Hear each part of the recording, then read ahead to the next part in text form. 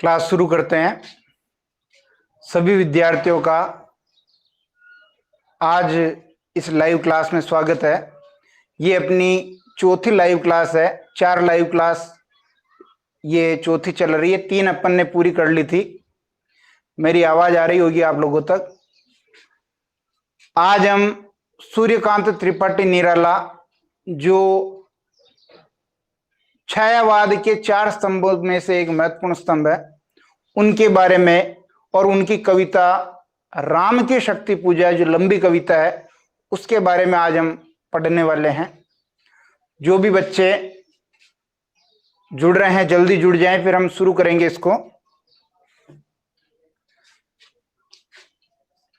शुरू करते हैं। देखिए, राम की शक्ति पूजा, सूर्यकांत त्रिपाठी निराला।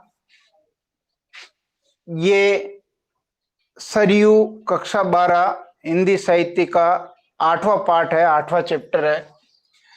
जन्म के बारे में बात करें 1896 ईस्वी में बसंत पंचमी के दिन जो सरस्वती जो अपनी ज्ञान की देवी है उनका ये दिन है। मेदिनीपुर पश्चिमी बंगाल में हुआ। और मृत्यु की बात करें तो 1971 ईस्वी में हुई, यानी लगभग बात करें तो 75 वर्ष के आसपास ये जीवित रहे। ये इंपॉर्टेंट है क्योंकि इस बात को समझने से आपको ये पता चलेगा कि इनके साहित्य में दर्द कहां से आया। इनके साहित्य में जो एक भाव है अंतर्द्वंद्व का, समाज से लोहा लेने का। तो छोटी उम्र में अपने परिजनों की मृत्यु से आहत हुए।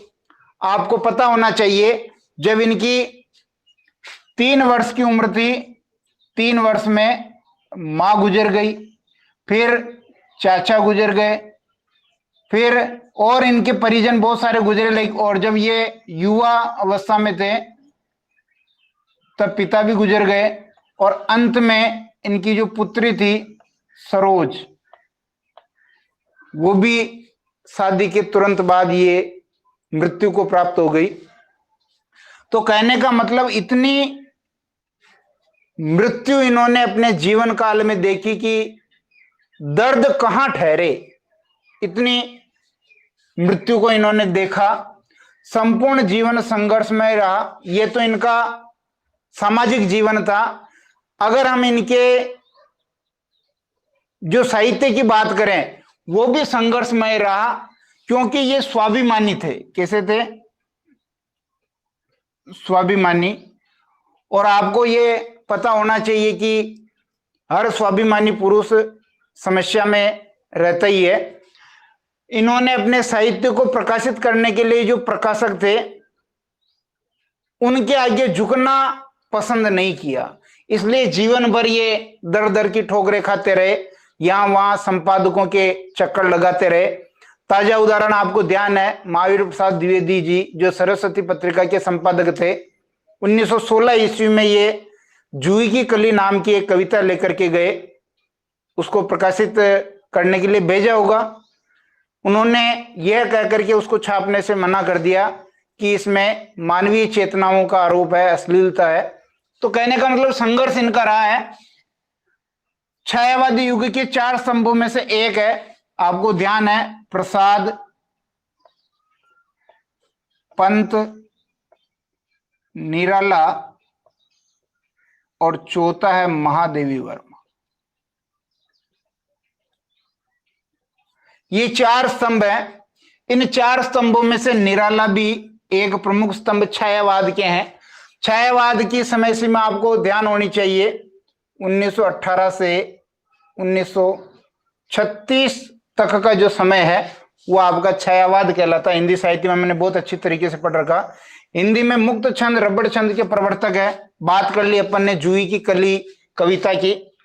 काव्य संग्रह देखिए, अनामिका है, परिमल है, गीतिका, तुलसीदास, अणिमा, बेला, नए पत्ते, अर्चना, आराधना, गीत कुंज, ये आधुनिक काल के कवि हैं, छायावाद के प्रमुख कवि हैं। और निराला का गद्य साहित्य भी चर्चित रहा है, गद्य साहित्य भी इन्होंने बहुत अच्छा लिखा है। तो यहां आपको ये कवि का सामान्य परिचय मैंने देने की कोशिश की, निराला जी के बारे में बताने की कोशिश की। हालांकि हिंदी साहित्य में कवि परिचय वाला प्रश्न इस वर्ष नहीं आएगा, लेकिन फिर भी आपको जानकारी में होना चाहिए। अब हम इनकी जो रचना लग रही है, राम की शक्ति पूजा, उनके बारे में बात कर लेते हैं।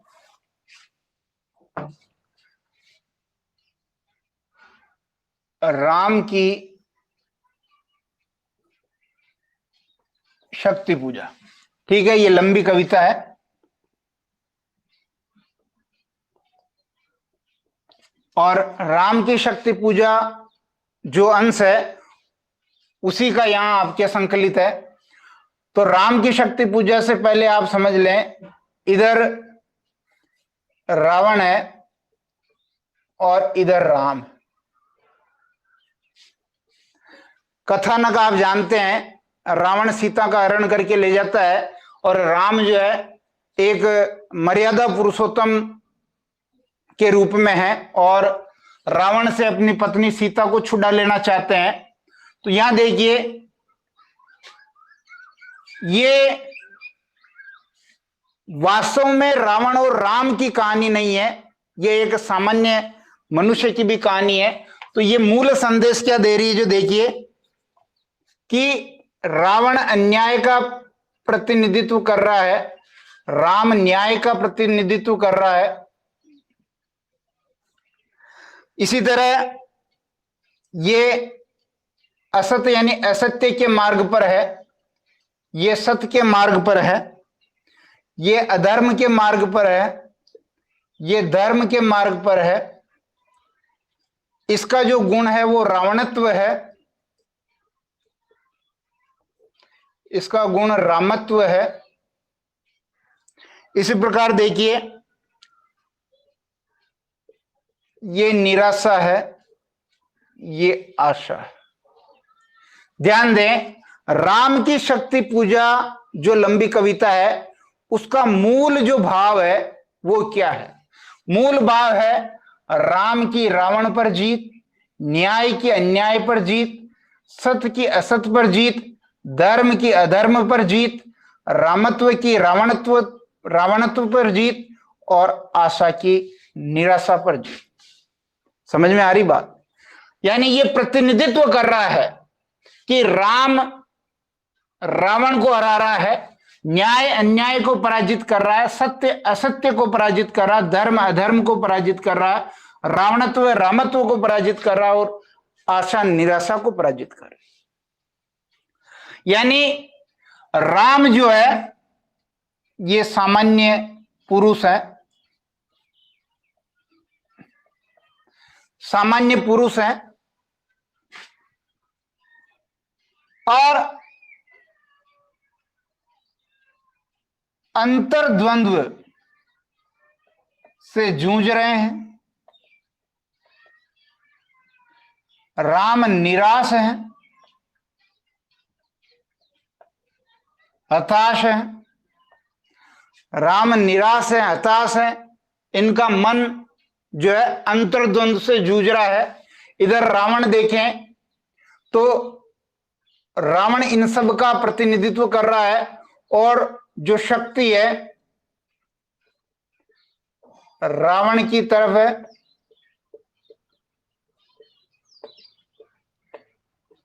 शक्ति जो मां दुर्गा है वो रावण की तरफ जा मिली है। राम ये सोचते हैं कि देखिए यहां राम की तरफ लड़ रहे हैं कौन कौन, यहां नर हैं और वानर है। राम की सेना में कौन कौन है? नर है और वानर है। और रावण की सेना में कौन है? राक्षस है। तो यहां इस बात का भी आपको भान होना चाहिए कि अगर नर और वानर का युद्ध राक्षस से होता तब तो राम को घबराने की जरूरत नहीं है, लेकिन इन राक्षसों के साथ और किसकी मुलाकात हो गई है? शक्ति की। और शक्ति जो है अदम्य शक्ति वाली मां दुर्गा, उसको राम कैसे पराजित कर पाएंगे? यह भाव यहां प्रकट किया है।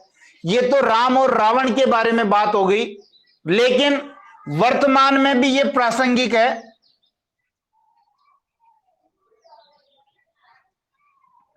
वर्तमान में भी प्रासंगिक है। वर्तमान में प्रासंगिक कैसे? रावण का मतलब है समस्या और राम का मतलब है सामान्य पुरुष। सामान्य पुरुष के मार्ग में जीवन में समस्याएं आती है। इन समस्याओं को देख करके सामान्य पुरुष को निराश नहीं होना चाहिए, निराश न हो, जिजीविषा रखे, वो जीने की इच्छा, जिजीविषा का भाव हो, इन समस्याओं से सामना करने का भाव हो,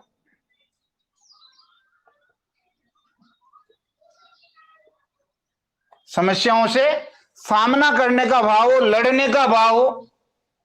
इस प्रकार का मूल भाव इस राम की शक्ति पूजा लंबी कविता में प्रकट हुआ है। और आप देख सकते हैं राम को यहां जो सलाह देते हैं, सलाह कौन देते हैं? इनके मित्र देते हैं। इसी प्रकार जब सामान्य मनुष्य के सामने भी समस्याएं होती है तो परिजनों की सलाह माननी चाहिए।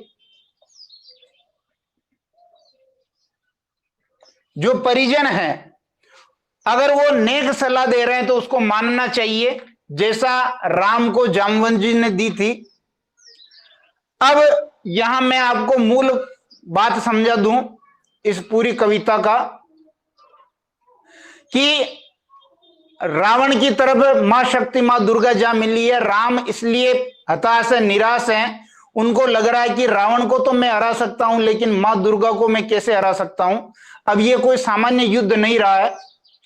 ऐसे राम को हताश, निराश देख करके जो जामवंत जी थे वो उनको सलाह देते हैं कि हे राम, यदि मां दुर्गा रावण की तरफ जाकर मिल सकती है तो तुम भी शक्ति की आराधना करो, मां दुर्गा तुम्हारी तरफ भी आकर के मिल सकती है। जामवंत की ऐसी बात सुनकर के भगवान श्री राम मां दुर्गा की आराधना करने के लिए यज्ञ में बैठ जाते हैं और उस यज्ञ की पूर्णाहुति, आप जानते हैं यज्ञ जब पूरा होता है तो पूर्णाहुति देते हैं। तो यज्ञ की पूर्णाहुति के लिए दो जो पुष्प हैं कमल के, वो वहां रखे होते हैं और उन पुष्पों को यज्ञ की पूर्णाहुति के बाद समर्पित करना होता है मां शक्ति के चरणों में। लेकिन राम तपस्या में लीन होकर के वहां यज्ञ में बैठते हैं और मां दुर्गा का जो है ध्यान करते हैं। और यज्ञ की पूर्णाहुति पर जब वो उन दो नील कमलों में से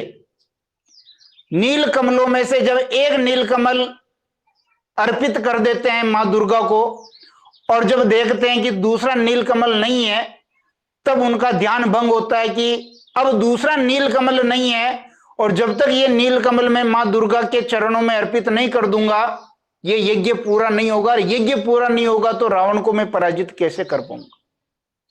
तो इस प्रकार हताश और निराश हैं। और सामान्य मनुष्य भी अपने जीवन में आने वाली समस्याओं में कभी कभी इतना उलझ जाता है कि उसको कहीं मार्ग नहीं दिखता है, लेकिन अगर वो सही तरीके से सोचे तो जरूर आशा की किरण उसको नजर आ सकती है। राम को भी पता चला कि मेरी मां बचपन में मुझे राजीव नयन कहा करती थी, अर्थात मेरी जो आंखें हैं ये दोनों ये कमल के समान हैं। तो अभी मेरे पास ये दो नील आंखें जो है, नील कमल रूपी नेत्र मेरे पास हैं और मैं मां दुर्गा के चरणों में इन्हीं को अर्पित कर दूंगा। मां दुर्गा को एक नील कमल चाहिए, पूर्णाहुति के लिए एक नील कमल चाहिए, लेकिन मेरे पास अभी नेत्र रूपी दो दो नील कमल हैं। और ऐसा सोच करके राम बाण का जो अग्रभाग होता है उसको आंख में डाल करके आंख को निकालने ही वाले होते हैं कि मां दुर्गा प्रसन्न हो जाती है और कहती है कि हे राम, मैं तुम्हारे इस भक्ति से, आराधना से प्रसन्न हूं और तुम्हारी ही युद्ध में जीत होगी। इस प्रकार का भाव कह करके वो उनके चेहरे में जो है समा जाती है। कहने का मतलब यह है कि किस प्रकार राम के जीवन में समस्याएं आई, राम को हताश भी कर गई, निराश भी कर गई, लेकिन राम ने जो है आशा का मार्ग नहीं छोड़ा, जिजीविषा का मार्ग नहीं छोड़ा, जीने का मार्ग नहीं छोड़ा। और जब सामान्य मनुष्य भी ऐसा करता है तो उसके जीवन में भी कोई ना कोई राह है, कोई ना कोई मार्ग जरूर निकल आता है। तो यहां कवि ने राम की शक्ति पूजा के माध्यम से सामान्य मनुष्य को भी यह संदेश देने की कोशिश की है कि अपने जीवन में आने वाली समस्याओं से हताश निराश नहीं होना है। ये आशा का संचार करती हुई कविता है कि यदि आप उन समस्याओं का डट करके सामना करेंगे तो निश्चित रूप से राम की तरह आपको भी अपनी समस्याओं पर जीत मिल जाएगी। ठीक है, तो यहां देखिए, इसके भाव को मैं एक बार पढ़ देता हूं। मानव मन के जीवन में चलने वाले संघर्ष को बताया। बिल्कुल ठीक है, राम का संघर्ष मानव का संघर्ष है। संकटकालीन परिस्थितियों में अपने संगी मित्रों से परामर्श लेकर के वो जीत सकता है, ये मैंने बता दिया। यही है इसमें, और आशावादी संदेश जरूर है इसमें। अब यहां राम जो हैं, अब ध्यान दें, यहां एक और चीज है कि ये जो राम है, ये राम में जो है स्वयं निराला का प्रतिनिधित्व है।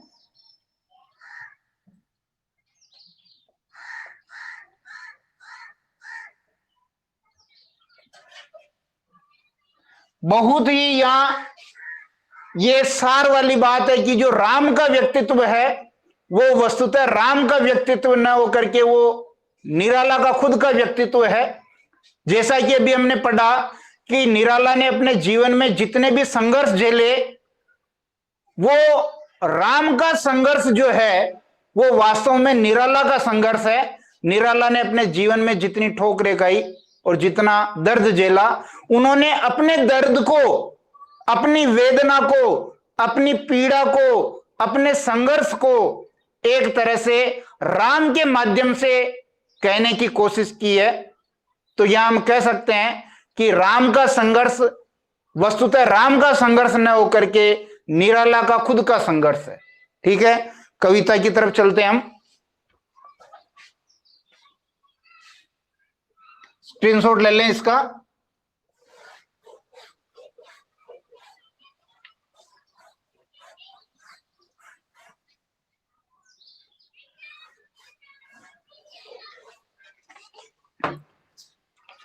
देखिए,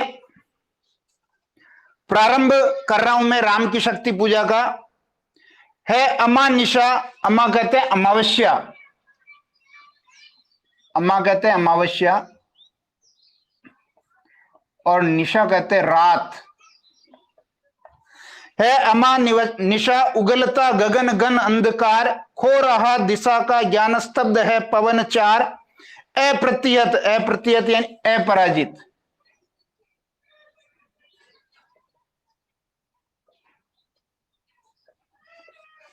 अप्रतिहत गरज रहा पीछे अंबुदी, अंबुदी सब जानते हैं सागर।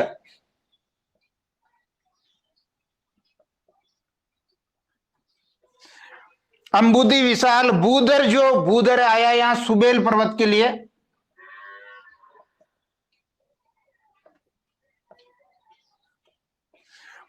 बूदर जो ध्यान मग्न, केवल जलती मिसाल, स्थिर राघवेंद्र को हिला रहा फिर संशय, रह उठता जग जीवन में रावण जय भय, जो नहीं हुआ आज तक हृदय रिपुदम्य श्रांत, एक भी अयुत लक्ष्य में रहा जो दुराक्रांत, कल लड़ने को हो रहा विकल वह बार बार, असमर्थ मानता मन उद्यत हो हारा। यानी राम के मन में क्या संशय है कि कल जब रावण से मेरा युद्ध होगा, उस युद्ध में मेरी पराजित निश्चित है, क्योंकि रावण की तरफ मां दुर्गा, मां शक्ति जा मिली है, और रावण को तो मैं पराजित कर सकता हूं, लेकिन मां दुर्गा को मैं पराजित कैसे कर पाऊंगा, तो निश्चित रूप से मेरी हार, मेरा जो है पराजित होना निश्चित है। देखिए है अमानिशा, देखिए रात का वर्णन किया है, अमावस्या की रात, और अमावस्या की रात में होता है घना अंधकार,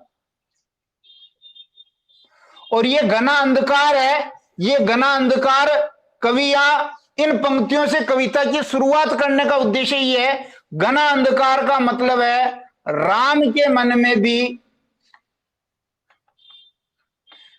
घोर निराशा है।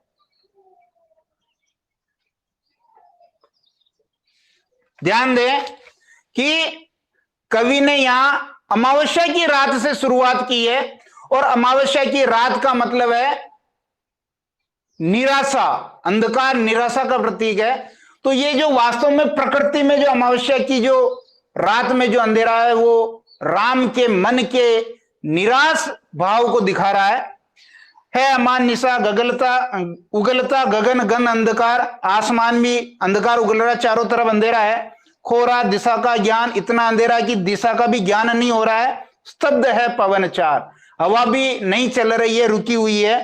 अप्रतिहत गरज रहा पीछे अंबुद्धि विशाल, और राम जहां बैठे हैं उनके पीछे अपराजित जो समुद्र है, सागर है, वो गरज रहा, अर्थात उसमें जो लहरें उठ रही है। और ये देखिए, ये यहां पर भी जो समुद्र का गरजना, ये समुद्र का गरजना एक तरह से राम का गरजना है। राम का गरजना, समुद्र क्या है? अपराजित है। और इसी प्रकार राम भी अब तक क्या है?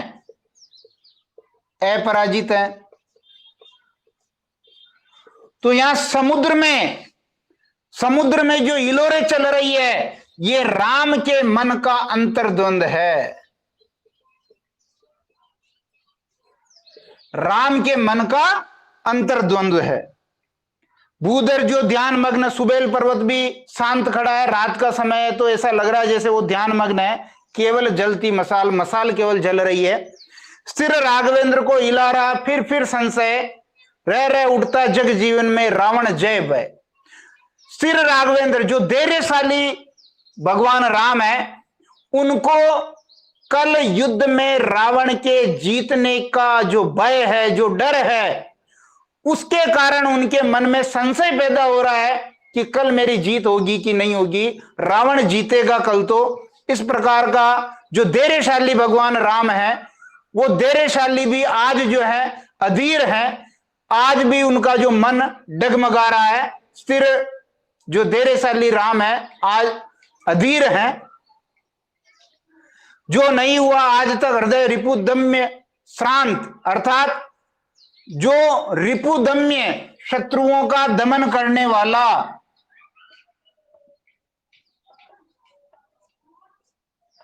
शत्रुओं का दमन करने वाला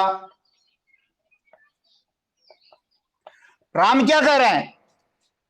जो नहीं हुआ आज तक हृदय रिपुदम्य श्रांत, भगवान राम का हृदय आज दिन तक शत्रुओं का दमन करने वाला रहा है। अर्थात जो भी समस्याएं राम के समक्ष आई है, उन सब का उन्होंने मुंह तोड़ करके जवाब दिया है।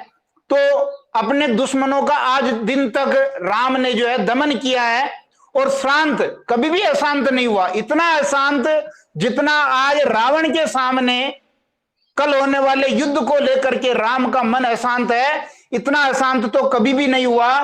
उनके सामने कितने ही शत्रु आए और सब शत्रुओं का उन्होंने दमन किया। एक भी अयुत लक्ष्य में रहा जो दुराक्रांत, राम का हृदय एक तरफ और अयुत लक्ष्य लाखों हजारों जो शत्रु हैं वो एक तरफ, फिर भी जो दुराक्रांत, फिर भी अपराजय रहा। राम का जो हृदय है, राम सदैव अपराजित रहे।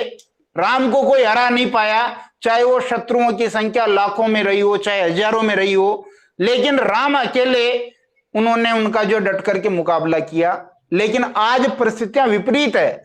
आज राम का मन निराश है, हताश है। आज राम ये सोच रहे हैं कि कल होने वाले युद्ध में वो कैसे जीत पाएंगे, क्योंकि रावण की तरफ मां शक्ति जा मिली है, और रावण को तो मैं पराजित कर सकता हूं, पर मां शक्ति को कैसे पराजित कर पाऊंगा। कल लड़ने को हो रहा विकल वह बार बार, असमर्थ मानता मन उद्यत हो आर। कल होने वाली हार को देख करके राम का जो मन है अपने आप को उस युद्ध के लिए असमर्थ मान रहा है। राम का मन यह कह रहा है कि कल निश्चित रूप से मेरी हार होगी और मैं उस युद्ध में जीत पाने में असमर्थ हूं।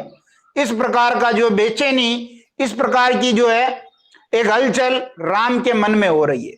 ये हम इस पहले पद में इसका जो है व्याख्या करेंगे, तब ये ले लेंगे।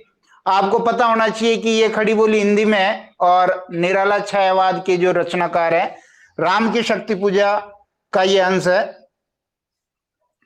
फिर आगे देखिए, राम के मन के अंतर्द्वंद्व को समझाया है।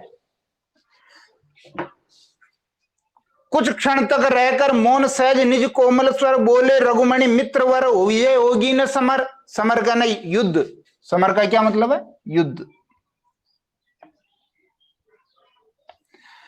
कुछ क्षण तक रहकर मौन सहज निज कोमल स्वर, अपने कोमल स्वर में बोले।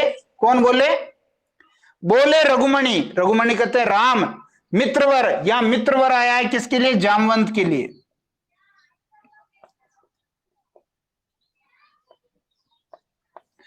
मित्रवर विजय होगी न समर, कल युद्ध में जीत होने वाली नहीं है। यह नहीं रहा नर वानर का राक्षस से रण। ये मैंने पहले बता दिया कि मनुष्य और बंदरों का ये किसी साधारण राक्षस से युद्ध नहीं है। उतरी पा मां शक्ति रावण से आमंत्रण। रावण का आमंत्रण पाकर के रावण ने मां शक्ति को प्रसन्न करके अपनी तरफ मिला लिया है।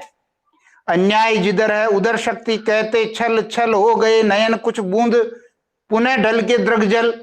रावण की तरफ मां शक्ति जा मिली है। राम हताश है, निराश है और आंखों से आंसू बरस रहे हैं। वो ये कह रहे हैं कि रावण अन्याय के मार्ग पर चलने वाला है और उस अन्यायी रावण का साथ देते हुए मां शक्ति भी उनकी तरफ जा मिली है, और मैं न्याय के मार्ग पर, सत्य के मार्ग पर चलने वाला हूं और मां शक्ति ने मेरा साथ छोड़ दिया है।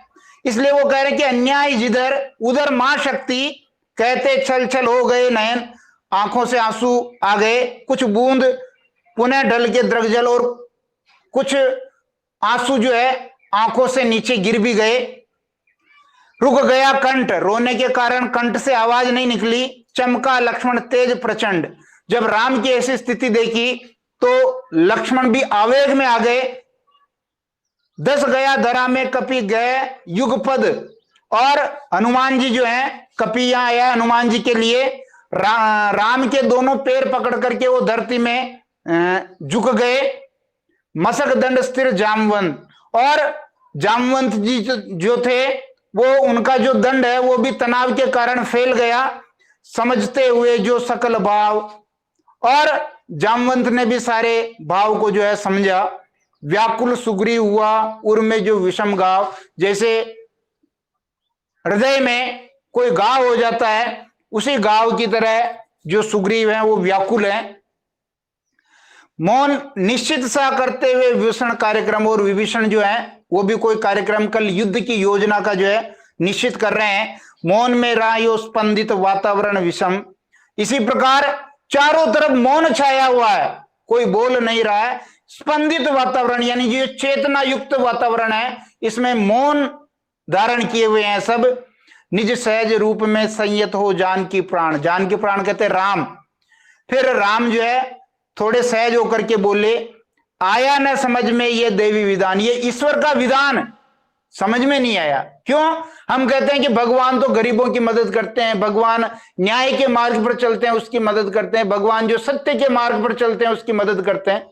राम कह रहा है कि फिर ये कैसी लीला है, कैसा विधान है, विधाता की ये कैसी रचना है। मैं न्याय के, मैं सत्य के मार्ग पर चलने वाला, फिर शक्ति मेरी तरफ नहीं है, और अन्याय और असत्य के मार्ग पर चलने वाले रावण की तरफ शक्ति कैसे जा मिली है।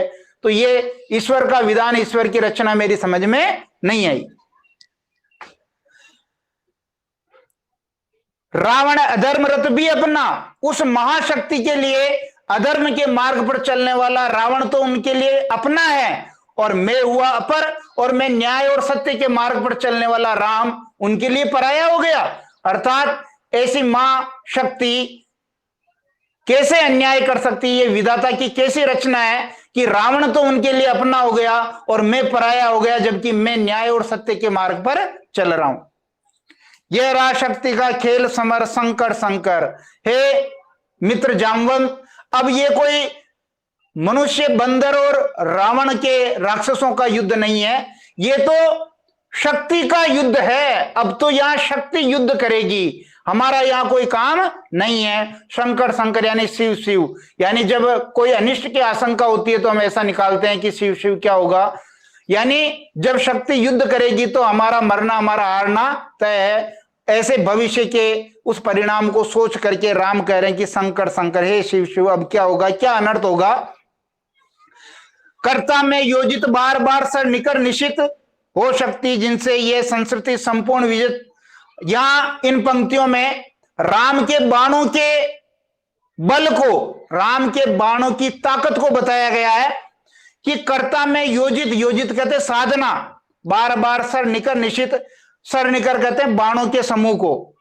यहां राम कह रहे हैं कि जैसे जैसे मैं बाणों के समूह को साधने की कोशिश करता हूं, हो सकती जिनसे ये संस्कृति संपूर्ण विजित, और मेरे बाणों में इतनी ताकत है कि ये पूरे संसार को जीत सकती है। जो तेज पुंज सृष्टि की रक्षा का विचार मेरे बाणों के समूह में, तेज पुंज यानी पराक्रम का पुंज है, और मानव सृष्टि की रक्षा का इनमें विचार है। अर्थात राम ये कहना चाह रहे हैं कि मेरे बाण जब जब भी चले हैं तब तब मैंने सृष्टि की रक्षा की है। ऐसे मेरे बाणों में पराक्रम है जिनमें नीत पतन घातन संस्कृति अपार, और मेरे बाणों में जो घातक संस्कृति है उसका पतन करने का भी बल है, ताकत है। अर्थात जो भी इस संसार को जो है नुकसान पहुंचाने वाली ताकतें हैं, उनका पतन करने का जो पावर है, उनको गिराने की जो शक्ति है वो मेरे बाणों में है। लेकिन फिर भी मैं ये कह रहा हूं हे जामवंत कि कल अपने युद्ध में जीत होने वाली नहीं है। क्यों? क्योंकि ये जो मेरे बाण है ये सामान्य मनुष्यों पर भारी है, लेकिन मां शक्ति, मां दुर्गा के सामने मैं बेबस हूं, लाचार हूं, हताश हूं, निराश हूं। कल कुछ भी अच्छा होने वाला नहीं। फिर देखिए यहां से एक आपका सच्चा जो शुभ चिंतक होता है, आपका जो सच्चा मित्र होता है, वो आपको हमेशा सच्ची सलाह देता है। यहां पर भी जामवंत वही कर रहे हैं।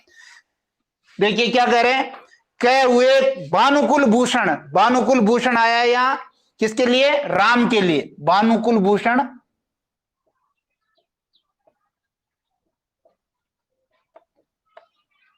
भानु कहते हैं सूर्य, सूर्यवंशी है ना राम, इसलिए आया है। कह हुए भानुकुल भूषण, वहां मौन, क्षण भर मौन हो गए, चुप हो गए राम। बोले विश्वास कंठ से जामवंत, फिर विश्वास भरे, राम को विश्वास दिलाते हुए जामवंत जी बोले, रघुवर हे राम, विचलित होने का नहीं देखता मैं कारण। अरे डरो नहीं, हताश निराश मत हो। आप जो इतने विचलित हो रहे हैं, घबरा रहे हैं, आपका मन अंतर्द्वंद से ग्रसित है, इसका मैं कोई कारण नहीं देखता हूं, मेरे पास कोई कारण इसका नहीं है। आगे क्या उपाय बता रहे हैं, ये महत्वपूर्ण है। हे पुरुष सिंह, यानी पुरुषों में शेर के समान तुम भी ये शक्ति करो धारण। आराधन का दृढ़, आराधन से दो उत्तर। मूल मूल इस कविता का भाव है कि आराधन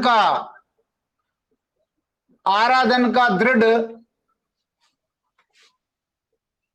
आराधन से दो उत्तर। ये पूरी कविता का मूल भाव है कि रावण ने आराधना करके अगर शक्ति को अपनी तरफ मिलाया है, तो तुम भी शक्ति की आराधना करके शक्ति का उत्तर शक्ति से दो। अर्थात रावण की तरफ भी मां शक्ति है, तुम्हारी तरफ भी मां शक्ति है, तो फिर मामला बराबर हो जाएगा। तुम भी शक्ति को धारण करो और शक्ति का उत्तर जो है शक्ति से दो, अर्थात शक्ति को अपनी तरफ मिलाओ। तुम वरो विजय संयत प्राणों से प्राणों पर, और इस प्रकार तुम जो है संयमी बनकर के शत्रुओं के प्राणों पर जो है जीत प्राप्त करो। रावण अशुद्ध होकर भी यदि कर सकता त्रस्त, यदि रावण अशुद्ध है, अन्यायी है, अत्याचारी है, असत्य के मार्ग पर चलने वाला है, और यदि वो तुम्हें भयभीत कर सकता है महाशक्ति के प्रभाव से, केवल रावण तो तुम्हारा कुछ नहीं बिगाड़ सकता है, लेकिन महाशक्ति के प्रभाव से यदि वो तुम्हें भयभीत कर सकता है तो निश्चय तुम हो सिद्ध करोगे उसे ध्वस्त। तो तुम भी उस महाशक्ति की सिद्धि प्राप्त करके उस रावण को ध्वस्त कर दोगे, उसको पराजित कर दोगे। शक्ति की करो मौलिक कल्पना करो पूजन, शक्ति की आराधना करो, उसकी पूजा करो, उसकी कल्पना करो। छोड़ दो समर, युद्ध करना छोड़ दो जब तक न सिद्धि हो रघुनंदन। हे राम, जब तक तुम सिद्धि प्राप्त न कर लो, जब तक मां दुर्गा मां शक्ति को अपनी तरफ मिला न लो, युद्ध की चिंता छोड़ दो। युद्ध के लिए हम हैं, हम युद्ध को संभाल लेंगे, लेकिन तुम्हें मां शक्ति को यज्ञ के द्वारा अपनी तरफ मिलाना है, प्रसन्न करना है, सिद्धि प्राप्त करनी है। तब तक लक्ष्मण है महावाहिनी के नायक, महावाहिनी जो महासेना है उसके नायक लक्ष्मण है। मध्य मार्ग में अंगद, सेना के बीच वाले भाग को अंगद संभालेंगे। दक्षिण श्वेत सहायक, दक्षिण वाले भाग को सुग्रीव का पुत्र संभालेगा। मैं बल्य सैन्य है वाम पार्श्व में हनुमान, और मैं जो भालुओं की सेना को संभालूंगा, और बाईं तरफ जो है हनुमान है। नल नील और छोटे कपिगण उनके प्रधान, नल नील और छोटे छोटे बंदर जो है उनके प्रधान है। अर्थात सेना की चिंता छोड़ दो, तुम युद्ध की चिंता छोड़ दो, हम सब मैनेज कर लेंगे। सुग्रीव विभीषण अन्य युद्धपति यथा समय आएंगे रक्षा हेतु जहां भी होगा। भाई जहां जहां डर लगेगा, सुग्रीव है, विभीषण है, और जो सेनापति हैं टुकड़ियों के, वो आ जाएंगे। युद्ध के मामले में आपको घबराने की जरूरत नहीं है। सारा का सारा ध्यान, सारे का सारा भाव, सारी की सारी चेतना मां शक्ति की सिद्धि प्राप्त करने में लगा दीजिए। यह अंतिम, ठीक है, जामवंत ने कहा, राम ने बिल्कुल मान लिया क्योंकि सलाह अच्छी थी, और वो यज्ञ करने बैठ गए। और ये उसी समय का अब जो है दृश्य है जब दो नील कमलों में से एक नील कमल गायब हो जाता है। देखिए क्या कह रहे हैं, यह अंतिम जप ध्यान में देखते चरण युगल। अब ये यज्ञ का अंतिम समय है, तपस्या का अंतिम समय है, और अपने ध्यान मग्न होकर के राम मां दुर्गा के दोनों चरणों को देख रहे हैं, अर्थात दोनों चरणों की वो आराधना कर रहे हैं। राम ने बढ़ाया कर लेने को नील कमल, जैसा मैंने बताया था प्रारंभ में, नीला कमल मां दुर्गा के पैरों में अर्पित करने के लिए जैसे ही राम ने हाथ बढ़ाया, कुछ लगा ना हाथ, लेकिन मैंने पहले ही कहा था कि हाथ में कुछ लगा नहीं, हुआ सहसा स्थिर मन चंचल। इतनी देर तक जो यज्ञ में राम का मन स्थिर था वो एकदम डावाडोल हो गया, चंचल हो गया, ध्यान की भूमि से उतरे, ध्यान भंग हो गया। खोले पलक विमल, जो निर्मल नेत्र हैं वो खोले, देखा वहां रिक्त स्थान, देखा कि वहां जिस थाल में नील कमल पड़े हैं वहां कोई नील कमल नहीं है, रिक्त स्थान। ये जब का पूर्ण समय, ये उस तपस्या का जो है यज्ञ का पूर्ण समय है, पूर्णाहुति का समय है। और आपको पता है कि यदि यज्ञ को पूर्णाहुति के बिना छोड़ दिया जाए तो सब कुछ बेकार हो जाता है, तो यज्ञ से उठ भी नहीं सकते हैं। आसन छोड़ना है सिद्धि, आसन छोड़ नहीं सकते हैं। भर गए नयन द्वय, ऐसी विरोधा वाली स्थिति में, विरोधाभास वाली स्थिति में उनकी आंखें आंसुओं से भर गई। दिख जीवन को जो पाता ही आया विरोध, दिख साधन जिसके लिए सदा ही किया शोध। बहुत इंपॉर्टेंट लाइन है यह, आपकी इस कविता की अन्य महत्वपूर्ण लाइन है। दिख जीवन जो जीवन को जो पाता ही आया है विरोध। बहुत इंपॉर्टेंट लाइन है। यदि निबंधात्मक प्रश्न इसमें से पूछा जाता है तो ये लाइन आप जरूर लिखें, ये भी आप जरूर लिखें कि यहां ये भाव दो पक्ष में है। एक तो ये राम के लिए भी है और एक ये स्वयं निराला के लिए भी है, स्वयं निराला के लिए भी है, राम के लिए भी है और निराला के लिए भी है। क्या कह रहे हैं? दिख जीवन को जो पाता ही आया है विरोध, धिक्कार ऐसे जीवन को जो हमेशा ही विरोध झेलता आया है। विरोध राम ने भी झेला है, विरोध निराला ने भी झेला है। इसलिए ये पंक्ति दोनों के संदर्भ में है। दिग साधन जिसके लिए सदा ही किया शोध, जिस जिस साधन के लिए, यानी कोई भी साधन पूर्ण नहीं हुआ है, किसी भी साधन से मुझे लक्ष्य प्राप्ति नहीं हुई, हर साधन के लिए मुझे खोज करनी पड़ी है, शोध करना पड़ा है। क्यों?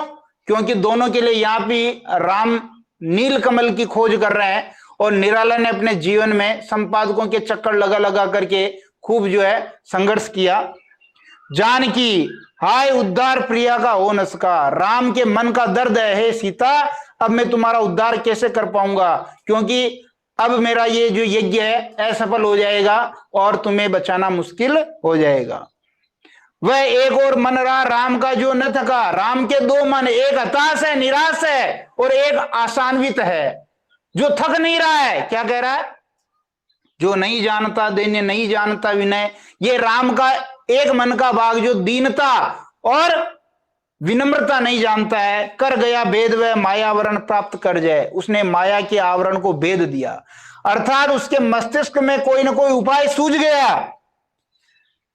बुद्धि के दुर्ग पहुंचा विद्युत गति हत चेतन, जो उसका चेतना शून्य जो हृदय था वो बुद्धि के उस द्वार तक पहुंच गया बिजली की गति से। राम में जगी स्मृति हुए सजग पा भाव प्रमाण, राम में पुनः एकाएक यादें आई, स्मृति आई और प्रसन्नता उनके चेहरे पर दिखाई देने। आहा, अपन कहते हैं ना जब भी आपके मन में कोई उपाय आ जाए और वाह इस तरह का भाव आपके चेहरे पे आता है, तो राम को भी कुछ याद आया और याद आते अरे ये उपाय वेरी गुड, इस तरह का जो भाव उनके मन में आया और उन्होंने कहा कि अब तो कोई बात नहीं, अब तो हम जीत जाएंगे। प्रसन्नता के भाव उनके चेहरे पे आ गए। ये उपाय कह उठे राम, जो मंद्रित गंज जैसे बादल गर्जना करते हैं ऐसे ही राम गर्जना करके उठ गए कि अरे ये उपाय रहा। कहती थी माता मुझको सदा राजीव नयन, मां मुझे राजीव नयन कहती थी, मेरे जो नेत्र है वो कमल के समान है। दो नील कमल है शेष अभी ये पुरस्चरण, यहां दो नील कमल है, देखिए ध्यान दें, दो नील कमल,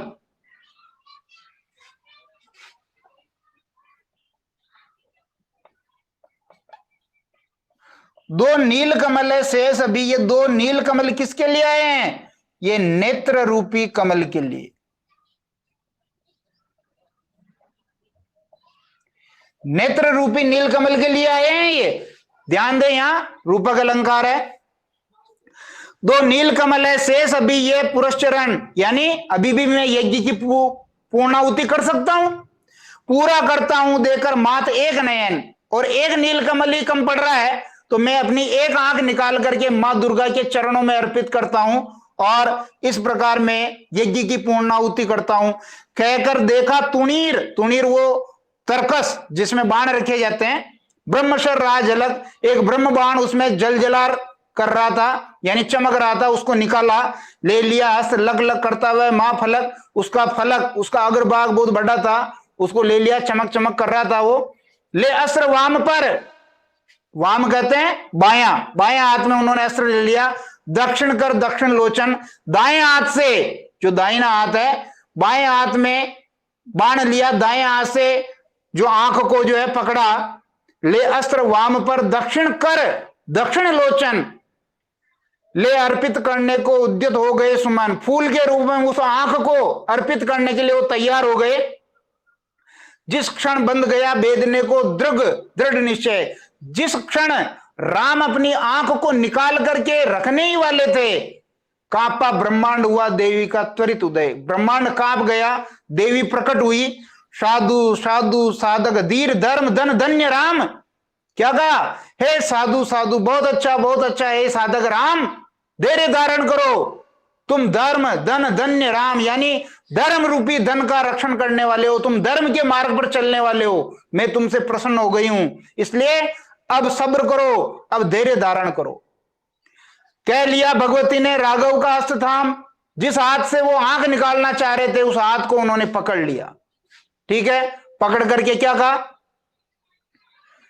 देखा राम ने सामने श्री दुर्गा भास्वर, सामने चमकदार चेहरे वाली मां दुर्गा है, वाम पद असुर स्कंद पर, बायां पैर असुर के कंधे पर है, राह दक्षिण हरि पर, दायां पैर शेर के ऊपर है, हरि यानी शेर, ज्योतिर्मय रूप, ज्योति के समान उसका रूप, हस्त 10 विविध अस्त्र सज्जित, 10 हाथों में अलग अलग अस्त्र शस्त्र हैं, मंद स्मित मुख, चेहरे पर धीमी धीमी मुस्कान है, लग हुई विश्व की श्री लज्जित, ऐसे उस मुस्कान को देख करके इस विश्व की जो लक्ष्मी है वो भी लज्जित हुई, अर्थात विश्व में उसकी मुस्कान का मुकाबला करने वाला और कोई नहीं था। है दक्षिण में लक्ष्मी, दक्षिण में मां लक्ष्मी है, सरस्वती वाम भाग में, बाईं तरफ सरस्वती है, दक्षिण गणेश, दक्षिण में गणेश जी हैं, कार्तिक बाएं रण रंग राग, और कार्तिक उनकी बाईं तरफ है जो युद्ध में एक योद्धा की तरह लड़ते हैं, मस्तक पर शंकर, माथे पर शंकर हैं भगवान शिव, पद पद्मों पर श्रद्धा भार, और पैर जो हैं वो कमल के ऊपर हैं, श्री राघव हुए प्रणत मंद स्वर वंदन कर। और इस प्रकार भगवान राम भी ऐसी मां दुर्गा को प्रणाम करके उनको अपनी स्वर में वंदना करने लगे, उनका गुणगान करने लगे, उनकी तरफ श्रद्धा से वो भर गए, उनके जो पैर जो कमल के ऊपर विराजित थे वो श्रद्धा से भर गए। होगी जय हे पुरुषोत्तम नवीन, हे पुरुषों में उत्तम भगवान राम, तुम्हारी ही जीत होगी, कह मां शक्ति राम के वदन में हुई लीन। ऐसा करके कि मां शक्ति जो है राम के चेहरे में, राम के मुख में लीन हो गई। इस प्रकार का ये भाव यहाँ प्रकट हुआ है। मेरा यहाँ ये पाठ भी आपका पूरा हो चुका है और इंटरनेट जो डाटा है वो भी समाप्त हो गए, ऐसा संदेश मुझे फोन में मिल चुका है। देखिए कितना रहा उसकी बात कर लेते हैं। ये आपका जो है राम की शक्ति पूजा वाला पाठ है, इसको मैंने समझाने की काफी कुछ कोशिश की है, पाठ बड़ा था, समय पर इसको समाप्त करने की कोशिश की है, आपको शायद समझ में आ गया होगा, मोटी मोटी कहानी आपके ध्यान में आ गई होगी। देखिए बात कर लेते हैं 2-3 मिनट के लिए, जितनी भी आपकी कोई समस्या है तो आप अपनी समस्याएं सामने रखें और समस्या कह करके पुनः अपने माइक को ऑफ कर दें। अगर आप अपने माइक को ऑफ नहीं करेंगे तो फिर जो है आवाज स्पष्ट रूप से नहीं आ पाएगी, ठीक है।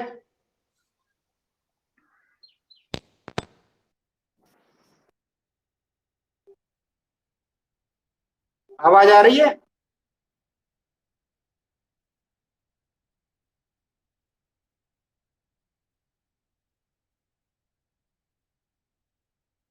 हाँ, बट एक क्वेश्चन का अलग टेस्ट दिखता है।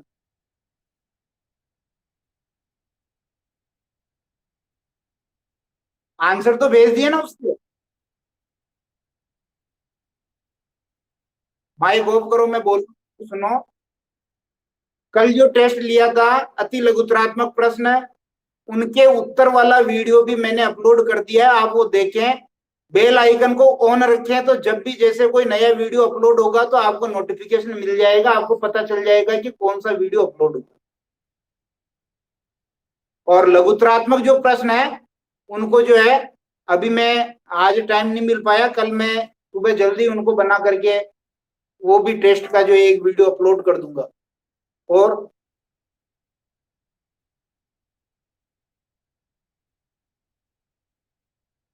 और किसी को कोई पूछना है?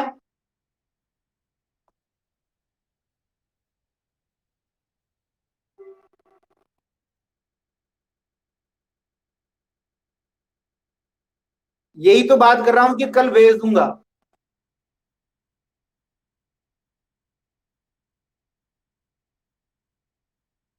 और किसी के कोई प्रश्न हो तो जल्दी जल्दी पूछे, समय नहीं है, ज्यादा लंबी हो जाएगी क्लास।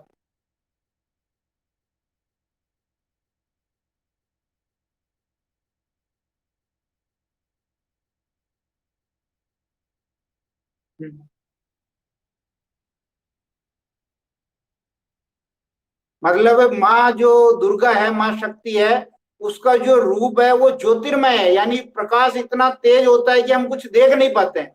तो ऐसे ज्योति यानी प्रकाश को बिखेरने वाले तेजस्वी रूप की तरह मां शक्ति का जो है स्वरूप था, और उनके 10 हाथ जो विभिन्न अस्त्र शस्त्रों से सुसज्जित थे, यानी उनके जो 10 हाथ है, 10 ही हाथ में कोई ना कोई अस्त्र शस्त्र था।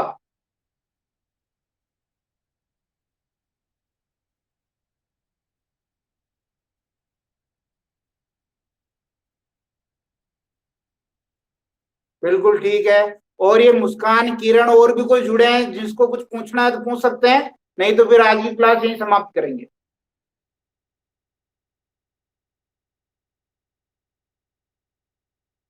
मुस्कान है, किरण है, और देखिए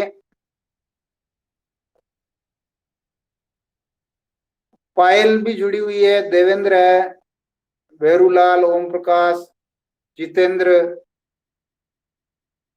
डिम्पल। ठीक है, आज की क्लास हम यही समाप्त करेंगे।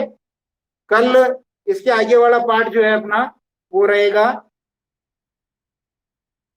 जयशंकर प्रसाद की पेशोला की प्रतिध्वनि।